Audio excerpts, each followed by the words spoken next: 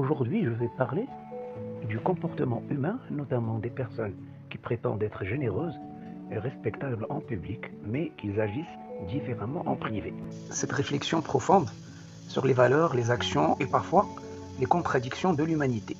Cette réaction peut être motivée par de nombreux facteurs. En premier, l'égoïsme et le manque d'empathie, la différence aux souffrances d'autrui, l'obsession pour les gains personnels au détriment du bien collectif sont souvent les causes de la révolte intérieure. Que faire face à cette révolte? Exprimez vos sentiments par la parole, l'écriture ou l'art.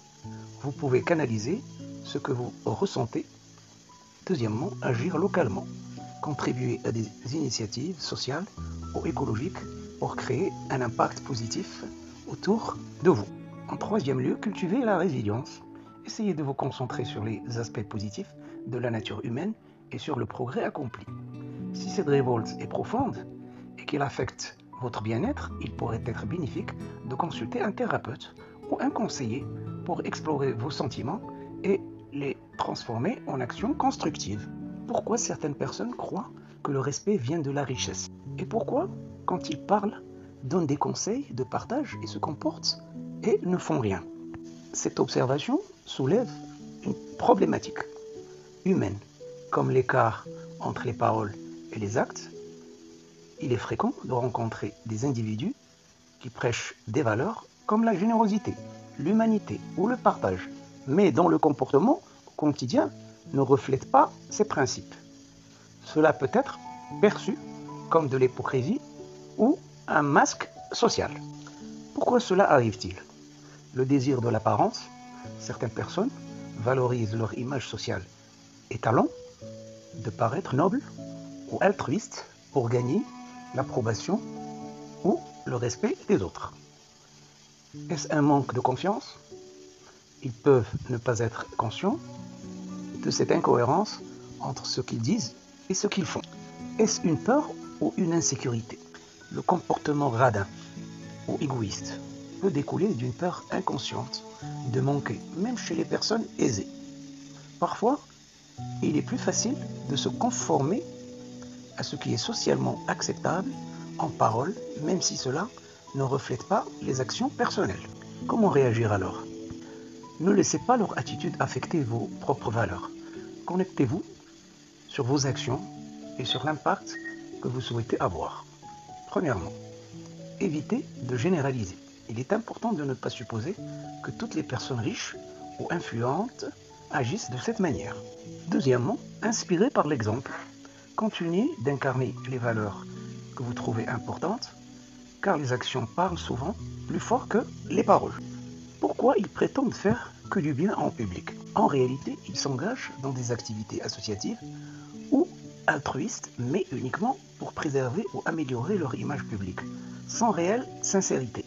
Ce phénomène peut être frustrant, car il détourne l'essence même de l'engagement social, qui est censé être basé sur l'empathie et la solidarité. Quelles sont les raisons derrière ce comportement? Je vais les énumérer en 3 parties. 1. Le besoin de reconnaissance sociale. Ces actions publiques leur permettent de se construire une réputation de personnes de valeur. 2. Une façade pour masquer leurs lacunes personnelles. Cela peut servir à camoufler des comportements égoïstes dans leur vie privée. Troisièmement, l'effet d'image. Certaines personnes utilisent les associations comme outils de marketing personnel, cherchant à s'associer à des causes pour améliorer leur crédibilité et leur influence. Comment percevoir ces comportements? Il y a en premier le focus sur l'impact. Même si leurs intentions ne sont pas sincères, leurs actions peuvent parfois avoir un impact positif sur les bénéficiaires. L'essentiel est souvent ce qui est accompli et non pourquoi cela a été fait. Deuxièmement, un rappel des valeurs essentielles. Une personne authentiquement engagée n'a pas besoin de publicité pour ses actions. L'altruisme véritable se pratique souvent dans l'ombre. Troisièmement, ne pas se laisser influencer. Il est important de rester fidèle à ses propres valeurs sans se comparer à ce qui est exhibé en public. Il est tout à fait naturel d'être agacé par l'hypocrisie apparente. Cependant, transformer cette frustration en une opportunité de montrer Un contre-exemple authentique peut être une manière constructive de répondre à ce type de comportement. Continuez d'incarner ce qui est estimé être juste sans chercher l'approbation extérieure. Deuxièmement, ma position est forte, admirable. J'insiste sur la sincérité et j'accorde une grande valeur à l'authenticité et au respect mutuel. Troisièmement, avoir le courage d'exprimer mes sentiments face à des comportements que je perçois comme mesquins reflète mon profond sens de justice et d'intégrité. La question que je me pose, pourquoi la sincérité est essentielle? D'abord, il faut créer des liens vrais. La sincérité est le fondement des relations humaines, authentiques. Elle établit la confiance et renforce les liens. Deuxièmement, un miroir des valeurs personnelles. Être sincère, c'est rester fidèle à soi-même et à ses principes sans chercher à plaire ou à manipuler. Troisièmement, un exemple pour les autres. Mon honnêteté et ma fermeté peuvent inspirer ceux qui hésitent à exprimer leur propre ressenti. Et quatrièmement, il faut dire son ressenti. Cela peut déranger certaines personnes, mais c'est souvent nécessaire pour clarifier des situations ou dénoncer des injustices. La clé est de le faire avec respect et tact pour préserver sa propre dignité. L'approche finale montre que ne me laissez pas intimider par les apparences ou les comportements superficiels.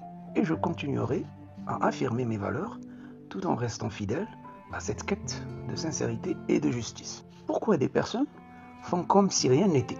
Face à des remarques justes ou constructives, ils préfèrent ignorer plutôt que d'accepter ou de changer. Pourquoi ces réactions d'indifférence? En premier, le refus de remise en question. Reconnaître ses torts demande du courage. Beaucoup préfèrent maintenir une façade plutôt que d'admettre une erreur. Deuxièmement, la peur de perdre la face. Pour certains, accepter une critique est perçu comme un signe de faiblesse. Et troisièmement, le manque d'empathie ou d'intérêt. Certains individus priorisent leur propre intérêt ou émotion et n'accordent pas de poids aux remarques des autres. Comment y faire face? D'abord, il faut rester fidèle à soi-même. Le fait d'exprimer vos ressentis, même face à des réactions passives, est une preuve de votre force et de votre intégrité. Deuxièmement, accepter leurs limites. Tout le monde n'a pas la capacité ou la volonté de changer. Leur attitude reflète leur propre parcours par la validité et vos paroles. Troisièmement, prenez du recul. Parfois, le mieux est de se débarrasser émotionnellement et de ne pas attendre une réponse ou un changement. Cela vous protège de l'usure émotionnelle. Votre impact peut être invisible à court terme, mais même si vous n'en voyez pas les effets immédiats, vos paroles peuvent semer des graines. Certaines personnes réfléchiront peut-être plus tard en silence. Donc l'honnêteté est un rappel pour trouver une autre voie. Et pour conclure, voici ma dernière remarque. Le fait de mentir et de croire que ton interlocuteur est dupe, qu'en est-il de cette situation? Donc le mensonge, lorsqu'il est accompagné d'un mépris évident pour l'intelligence ou la perception de l'interlocuteur, révèle plusieurs aspects d'une dynamique sociale problématique. Dans cette situation, il y a un manque de respect, car mentir en croyant que l'autre est dupe. Faut-il le laisser dans son délire et faire comme si rien n'était? Face à une telle situation, plusieurs approches permettent de gérer un interlocuteur qui ment tout en vous prenant pour un naïf. Premièrement, si le mensonge n'a pas de conséquences directes sur vous, choisir de ne pas engager peut être une manière de préserver votre énergie. Deuxièmement, cela signifie reconnaître intérieurement le mensonge sans le confronter et rester détaché. Troisièmement, faites des remarques qui montrent que vous êtes conscient. Sans accuser directement, par exemple, dites « intéressant, mais cela ne colle pas trop » avec ce qui est vu et entendu. Cela peut inciter la personne à réfléchir sans créer un conflit ouvert. Quatrièmement, si le mensonge a un impact ou que vous sentez le besoin de corriger, optez pour une approche calme et dites « Tu sais, j'ai une perception différente de la situation. Pourquoi dis-tu cela ?» Cinquièmement, la formulation interrogative évite de provoquer une réaction défensive. Sixièmement, si le mensonge est récurrent et crée une dynamique toxique, il est parfois préférable de limiter les interactions avec cette personne. Septièmement, ne jouez pas le jeu. Ne réagissez pas de manière excessive ou émotionnelle. Restez calme, montre que vous êtes maître de vous-même. Huitièmement, répondez avec honnêteté et respect vous permettra de rester aligné avec vos principes, quelle que soit l'attitude de l'autre. Neuvièmement, le laisser dans son délire. Peut-être une stratégie, mais ne pas agir ne signifie pas être dupe. Enfin, cela montre que vous choisissez vos batailles et vous refusez de gaspiller de l'énergie sur des comportements inutiles. Vous avez le pouvoir de réagir ou de vous éloigner, selon ce qui reste le mieux pour votre tranquillité. Alors ma recherche est faite sur plusieurs sites internet. Merci de l'avoir écouté et à très bientôt.